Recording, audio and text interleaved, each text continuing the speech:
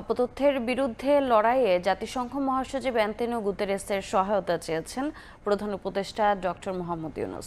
শনিবার সন্ধ্যায় রাজধানীর একটি হোটেলে জাতিসংঘ মহাসচিবের সম্মানে আয়োজিত ইফতার অনুষ্ঠানে প্রধান উপদেষ্টা এ আহ্বান জানান। ডক্টর ইউনূস বলেন, মানুষ কঠোর পরিশ্রম করে একটি স্বপ্ন বাস্তবায়ন করতে চায়, কিন্তু কিছু মানুষ তা পছন্দ করে না। অপতথ্য ছড়ানো থেকে আমাদেরকে রক্ষা করুন, বাকিটা আমরা সামলে নিতে পারবো।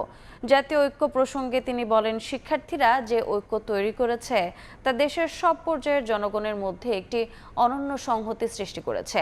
দেশের জনগণ অনেক বিষয়ে মতানৈক্য পোষণ করলেও একটি বিষয়ে তারা একমত। আমরা একটি নতুন বাংলাদেশ গড়তে চাই, এতে আমাদের মধ্যে কোনো মতপার্থক্য নেই বলে জানান প্রধান উপদেষ্টা। With nothing but their life. They just say we give our life. But we want our freedom.